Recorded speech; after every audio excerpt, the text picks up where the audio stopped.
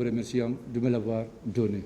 J'ai plaidé et je vous laisse le soin, comme la loi le veut, que vous jugez. Je vous remercie. Maître Bernard Sadissi Milimono.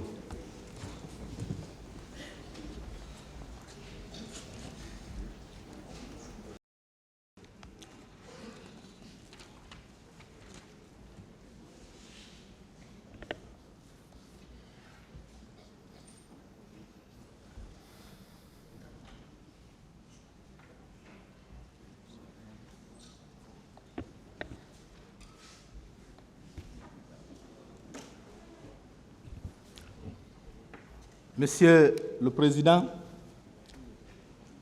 Messieurs les assesseurs, avec vous, avec ce procès de la catastrophe du 28 septembre 2009, la justice de notre pays connaît un moment fort de son histoire.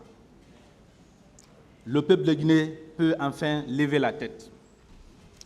En effet, le 28 septembre 2009, c'était le choc, la désolation et la honte, pas pour le peuple de Guinée tout seul, mais aussi les peuples amis et frères de l'Afrique de l'Ouest, de l'Afrique tout entière et de tous les peuples du monde épris de justice, de paix, de dignité et de justice. C'était aussi et surtout le désespoir total. Mais en ouvrant ce procès le 28 septembre 2022, vous avez allumé le feu de l'espoir dans le cœur de tous les Guinéens. L'espoir de la fin de l'impunité, l'espoir de la réconciliation nationale, l'espoir d'une justice juste et équitable, la même pour les forts, la même pour les faibles. Et effectivement, cette justice, elle est là. Depuis le début de ce procès, vous avez fait une bonne administration de la justice, marquée par la transparence, la neutralité, l'équilibre entre les parties, le respect du principe du contradictoire ou de la contradiction. Tous les principes qui régissent un procès pénal digne de ce nom, vous les avez respectés. C'est pourquoi, à l'instar des confrères qui m'ont précédé, je voudrais à mon tour saluer votre professionnalisme et vous dire merci. Merci d'avoir porté haut le flambeau de notre justice. Merci au président, le général Mamadi Doumbouya, qui a rendu ce procès possible. Merci à son ex-ministre de la Justice, M. Alphonse Charles-Rach, dont la bonne volonté et le courage auront été déterminants dans l'organisation de ce procès. Merci à tous les amis de la Guinée qui, dès la survenance de ce drame en 2009, ont commencé à encourager notre pays à aller vers la justice, à l'accompagner, continuent de l'accompagner et à accorder une assistance incommensurable aux victimes. Leur part dans la lutte pour l'organisation de ce procès, le relèvement et la survie de beaucoup de victimes est essentiel. Monsieur le Président, Messieurs les assesseurs, d'autres grandes qualités qui ont caractérisé votre tribunal, et vous, Monsieur le Président en particulier, c'est la sérénité, l'attention et la vigilance. Rien de ce qui s'est passé dans cette salle d'audience, de ce bâtiment devenu désormais mémorable et inoubliable, rien de ce qui a été évoqué dans cette salle d'audience au cours des différentes audiences ne semble avoir échappé à votre vigilance et à votre attention. Monsieur le Président, Messieurs les assesseurs, nous sommes convaincus que vous ne pouvez pas vous arrêter en un si bon chemin. C'est pourquoi nous espérons que votre décision sera à la hauteur des attentes du peuple de Guinée et de la communauté internationale tout entière. Pour notre part, nous allons nous avertir à aider votre tribunal à remplir cette mission noble et historique en vous livrant notre analyse sur le droit à appliquer au vu des éléments du dossier. Pour ce faire, nous allons aborder successivement la question de la recevabilité de la demande de réqualification, le rappel des faits, leur véritable qualification, la responsabilité pénale de chaque accusé, le préjudice et la réparation. Sur la recevabilité de la demande de requalification, abordant cette question, Monsieur le Président, Messieurs les assesseurs, nous estimons qu'il est nécessaire d'examiner deux éléments: la chose jugée et le texte de loi applicable. Monsieur le Président, il faut rappeler qu'après la commission des crimes le 28 septembre 2009 au stade du même nom et la production des deux rapports, celui de la Commission nationale d'enquête et celui de la Commission internationale d'enquête, les juges d'instruction avaient été mis en place, un pool. Ce pool avait été saisi et une information judiciaire avait été ouverte sur la base des dispositions nationales.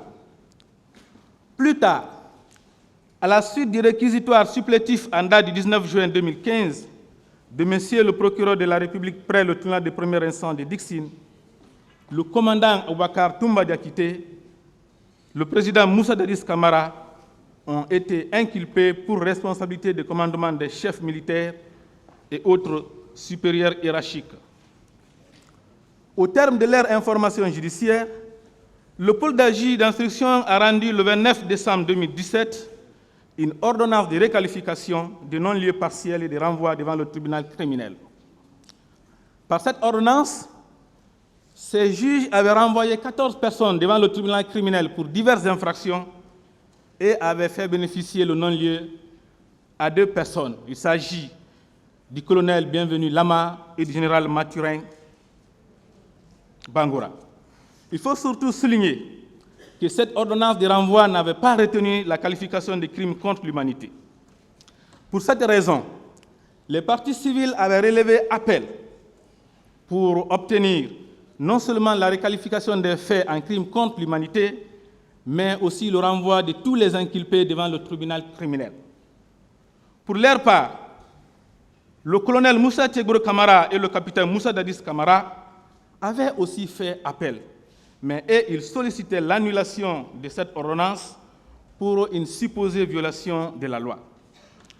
La deuxième chambre de contrôle de l'instruction de la Cour d'appel de Conakry, par arrêt numéro 23 du 18 5e mois 2018, avait déclaré tous les appels recevables, mais au fond, elle les avait rejetés, confirmant ainsi l'ordonnance prise par le pôle des juges d'instruction. Non satisfaites par cette décision, les parties civiles ont saisi la Cour suprême d'un pourvoi en cassation en cherchant toujours l'obtention de la requalification des faits en crime contre l'humanité et le renvoi de tous les accusés devant le tribunal criminel. Pour sa part, le colonel Moussa Tchegoro Camara avait aussi saisi la Cour suprême d'un pourvoi en cassation en recherchant toujours l'annulation de la procédure. La Cour suprême, par arrêt numéro 06 du 25 6e mois 2019, a déclaré le colonel Moussa Tchegoro Camara déchu de son pourvoi et avait déclaré les parties civiles recevables en leur pourvoi. Mais au fond, elle avait rejeté le pourvoi comme non fondé. Ainsi donc, l'arrêt de la deuxième chambre de contrôle de l'instruction de la Cour d'appel de Conakry a été réconforté. L'ordonnance de non-lieu partiel et de renvoi rendue par le pôle des juges d'instruction a aussi par conséquence été réconfortée. Et c'est pourquoi c'est cette ordonnance-là qui a saisi votre tribunal. Monsieur le Président, dans cette situation, est-ce que nous pouvons parler d'une autorité de la chose jugée devant votre tribunal qui est une juridiction de fond? Monsieur le Président, c'est l'organisation peut-être de la justice au niveau de la Cour suprême qui ne permettent pas aux accusés de comprendre qu'en pareille situation, il n'y a pas autorité de la chose jugée. Au niveau du tribunal de première instance, il y a une séparation. Nous avons un cabinet, les cabinets d'instruction, et nous avons le tribunal, qui a pour fonction de juger, alors que les cabinets d'instruction ont pour rôle de tout simplement procéder à l'instruction. Il n'y a donc pas de confusion. Au niveau de la Cour d'appel également, il n'y a pas de confusion. Nous avons les chambres de contrôle de l'instruction qui sont chargées de procéder au contrôle de l'instruction et à l'instruction, et nous avons aussi les chambres d'appel qui sont chargées de procéder au jugement. Au niveau de la Cour suprême, nous avons tout simplement des chambres pénales. Ces chambres pénales-là reçoivent les pourvoirs en matière de jugement et en matière d'instruction. Et ce sont les mêmes hommes qui reçoivent ces pourvoirs, ce sont les mêmes hommes qui rendent ces décisions-là. Il appartient aux professionnels de savoir est-ce que la décision rendue par la Cour suprême, c'est en matière d'instruction ou bien c'est en matière de jugement. La décision rendue, fût-elle par la Cour suprême en matière de jugement, Monsieur le Président, ne peut en aucun cas avoir une autorité de la chose jugée devant le juge de jugement. Pour preuve, l'article 320 du Code de procédure pénale, Monsieur le Président, dit ceci. Si les faits retenus à la charge des inculpés constituent une infraction qualifiée de crime par la loi, la Chambre de contrôle de l'instruction prononce le renvoi devant le tribunal statuant en matière criminelle. Donc le texte, il est clair, il dit que lorsque les charges sont retenues à l'encontre des inculpés et qualifiées de crimes, le dossier est renvoyé. Si donc les décisions d'instruction avaient une autorité de la chose jugée, aujourd'hui, vous n'auriez pas demandé aux accusés s'ils reconnaissent les faits. On dirait qu'il y a autorité de la chose jugée parce que les juges d'instruction ont déjà décidé.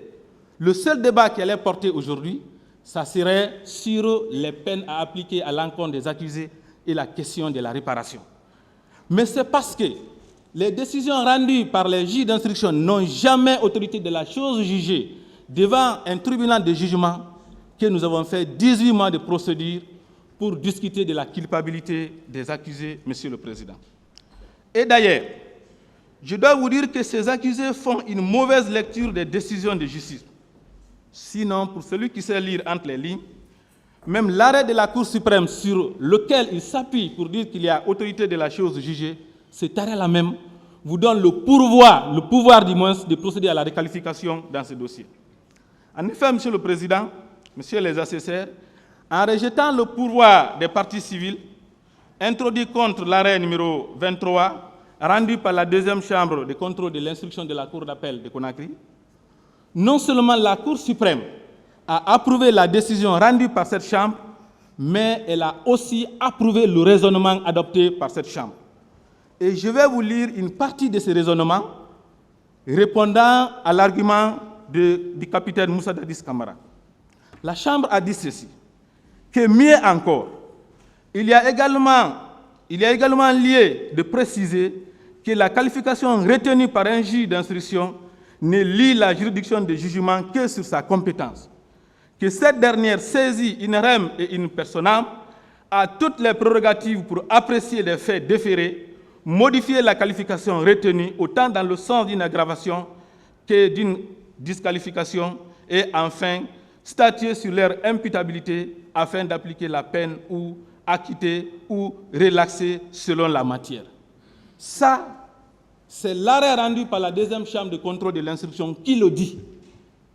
Et cet arrêt-là, en rejetant le pourvoi, Monsieur le Président, cet arrêt-là, il a été adopté, il a été confirmé par la Cour suprême.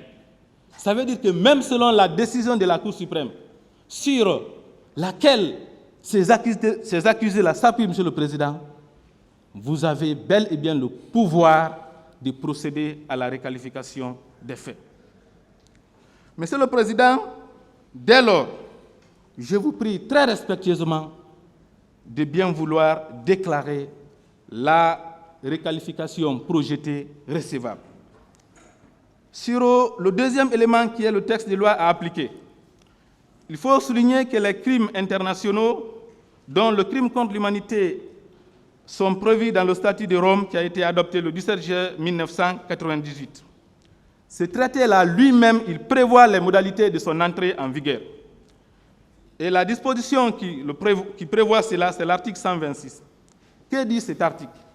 Le présent statut rentrera en vigueur le premier jour du mois suivant le 60e jour après la date de dépôt du 60e instrument de ratification, d'acceptation, d'approbation ou d'adhésion auprès du secrétaire général de l'Organisation des Nations Unies.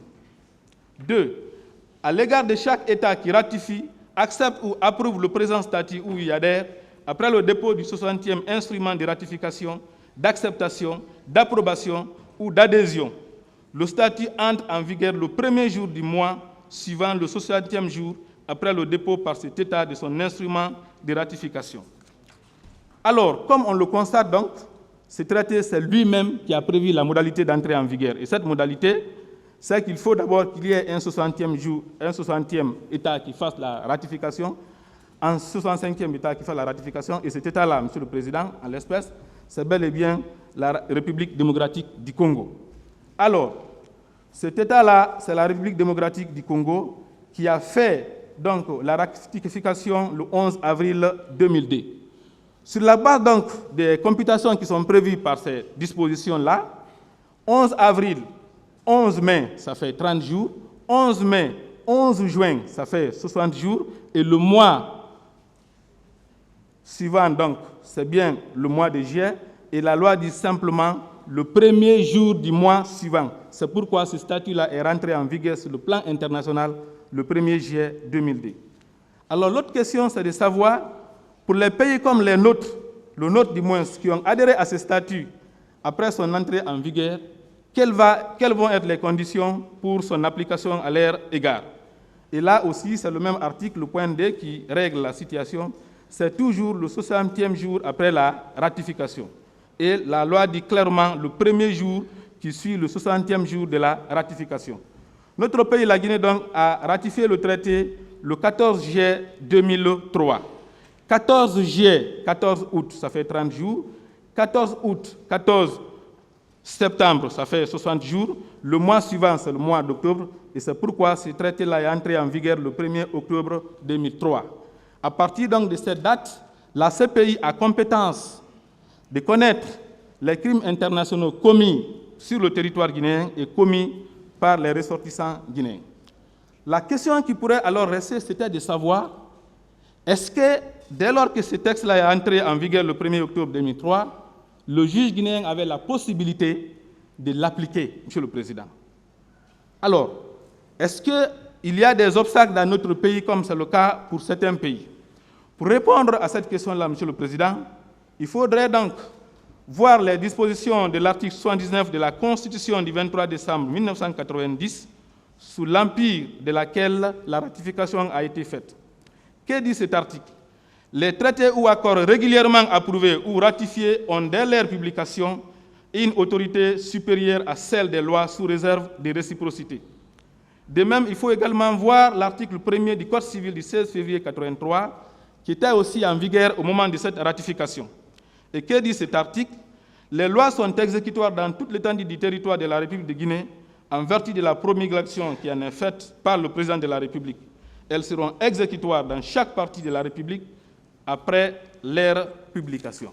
Et effectivement, Monsieur le Président, Messieurs les assesseurs, ce texte a été, dès que la ratification a été faite, il s'en est automatiquement suivi sa publication au journal officiel.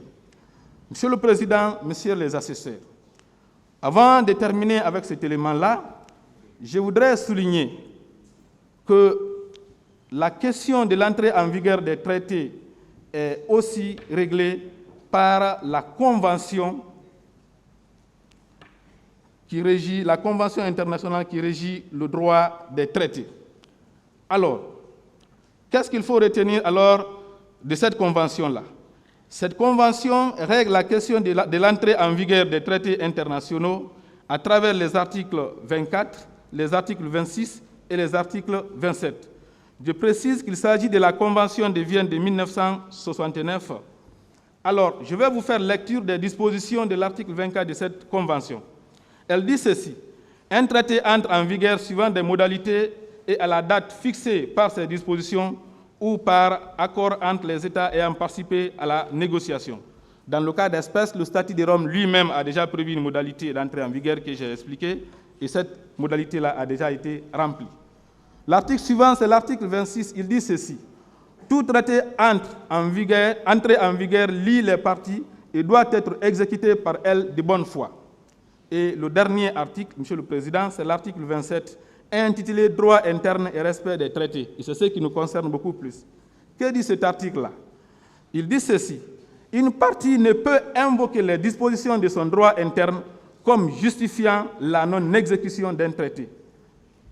Monsieur le Président, Messieurs les assesseurs, ceux qui disent que pour que le statut de Rome entre en vigueur en République de Guinée ou pour qu'un traité entre en vigueur en République de Guinée, qu'ils nous disent cela est écrit où? C'est écrit où? Dans quelle disposition nationale? Dans quelle disposition internationale? Vous comprendrez donc, Messieurs les Présidents et Messieurs les assesseurs, qu'autant dans les dispositions nationales que dans les dispositions internationales, nulle part l'entrée en vigueur d'un traité n'est subordonnée à sa transposition dans le droit interne. Vous comprendrez donc que le statut de Rome, son entrée en vigueur en République de Guinée, ce n'est pas notre code pénal de 2016 qui marque cela. Vous comprendrez également que le statut de Rome était déjà en vigueur et pouvait être appliqué par tout juge guinéen avant la commission du massacre le 28 septembre 2009. Dès lors, je vous prie très respectueusement, Messieurs les Présidents et Messieurs les assesseurs, de bien vouloir déclarer sur tous les éléments recevables la demande de réqualification des faits en crime contre l'humanité. Cependant, la demande, la recevabilité d'une demande est une chose, mais son bien fondé en est une autre. Pour savoir si, en l'espèce, la demande tient, permettez-moi de faire un très bref rappel des faits dans ce dossier. Le 28 septembre 2009, à l'appel des forces vives de la nation, la population civile s'est rendue au stade du 28 septembre par milliers. Contre toute attente, les bérets rouges de la garde présidentielle ont débarqué, trouvant sur place déjà les gendarmes, notamment les gendarmes du service antidrogue, la police, les miliciens de Kaléa qui étaient armés de flèches, de coupe-coupe, de couteaux et de toutes sortes d'armes blanches. Ces militaires se sont introduits à l'intérieur du stade, ils ont encerclé le stade, ils ont bloqué toutes les issues, ils ont ouvert le feu, tirant sur la population à balles réelles, jusqu'à épuiser entièrement leurs chargeurs. Ces militaires ont découpé les fils électriques qu'ils ont posés sur les murs pour électrocuter et donner la mort à tous ceux qui tenteraient de s'enfuir en passant par les murs. Ces militaires, Monsieur le Président, ont commis toutes sortes de barbaries sur la population civile. Ces miliciens ont poignardé, ces miliciens ont tué, ces miliciens ont éventré, les gens ont été égorgés de la manière la plus publique et de la manière la plus exposée. Et ce qui est encore plus cruel, les femmes ont été déshabillées publiquement pour les humilier. Nous avons assisté à des cas de viol les plus horribles. Et que dire des jeunes, des femmes, des vieilles personnes qui ont été arrêtés, envoyés dans les camps de Koundara, les camps comme le camp Alpha Yaya Diallo, le service de lutte contre la drogue, pour être torturés et être soumis à des traitements inhumains les plus graves. Monsieur le Président, le sang a coulé, il a trop coulé. Les gens sont morts, ils sont trop mal morts. On ne pouvait pas permettre à leur famille, on ne pouvait pas permettre à la presse, on ne pouvait pas permettre à la communauté nationale et internationale de voir ces corps mal morts. C'est pourquoi on a procédé, Monsieur le Président, à la disparition des corps. Il y a eu trop de morts, on ne pouvait pas permettre à la presse, on ne pouvait pas permettre à la communauté nationale, on ne pouvait pas permettre à la communauté internationale de voir de telles quantités de morts. C'est pourquoi ils ont procédé à la disparition des corps et à des fosses communes. Monsieur le Président, dans les camps, dans les lieux privés, les viols, les traitements inhumains les plus dégradants, comment on peut les imaginer si sur un stade, on n'a une fois pas hésité de soumettre les personnes à de tels traitements? Dans les lieux où on ne peut pas voir ce qui se passe, Monsieur le Président, vous ne pourrez imaginer le sort qui a été réservé à ces populations civiles. Monsieur le Président, un tel événement, une telle attaque généralisée, systématique, à mon sens, entre dans le cadre des critères de la qualification du crime contre l'humanité prévu par l'article 7 du statut de Rome.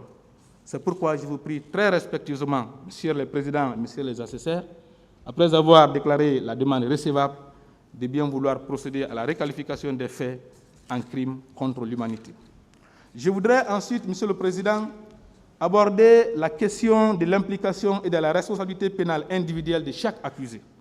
C'est vrai, beaucoup de choses ont déjà été dites sur les accusés, et c'est pourquoi, Monsieur le Président, il y a assez de choses aussi que je ne dirai pas.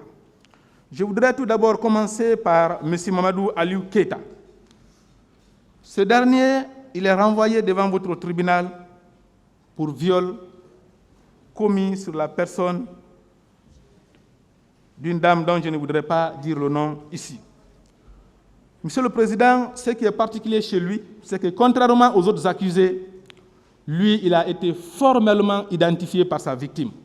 Pourquoi il a été identifié? C'est parce qu'il suivait une femme qui se trouvait dans la même famille que sa victime. Il voulait épouser cette fille-là.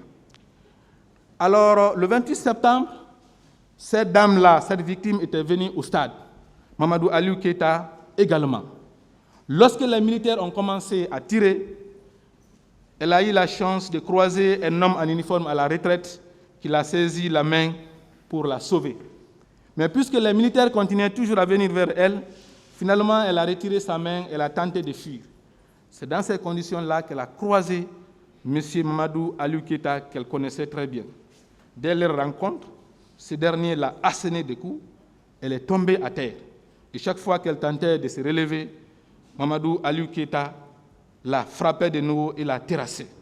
C'est dans ces conditions-là que deux autres gendarmes amis de M. Mamadou Aliou Keita sont arrivés. Les deux gendarmes ont pris les pieds de la dame et M. Mamadou Aliou Keita s'est livré au viol. Après lui, ça a été le cas des deux autres gendarmes. Monsieur le Président, ils avaient déchiré les habits de la dame. La dame est sortie très affaiblie. Elle a été accueillie par une famille qui se trouvait aux environs du stade. C'est grâce à cette famille que la Croix-Rouge l'a déposée à l'hôpital d'Onka, où elle a été reçue par un médecin qu'elle connaît également. Mais finalement, en raison de l'insécurité qui régnait à l'hôpital d'Onka, ce médecin l'a conseillé de rentrer à la maison. Et aussitôt rentrée, elle a dénoncé M. Mamadou Aliou Keita. Ce qu'il faut retenir, Monsieur le Président, tout d'abord, c'est que la dame a déclaré avoir connu les violences physiques de la part de M. Mamadou Aliou Keita. Et évidemment, au cours des débats, nous avons tous vu la photo, comment le corps de la dame était roué de coups. Et ce qu'il faut surtout retenir, c'est que le viol renferme une question de dignité.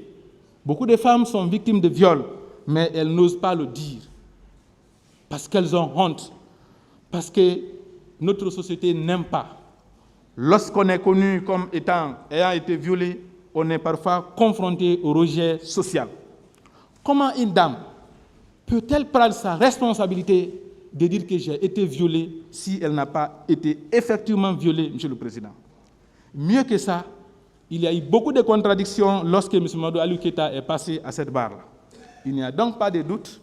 À l'égard de M. Mamadou Aliou Keita, il y a les éléments constitutifs de viol dans la mesure où c'est par la force, c'est par la contrainte, c'est par la force qu'il est procédé à la pénétration sexuelle.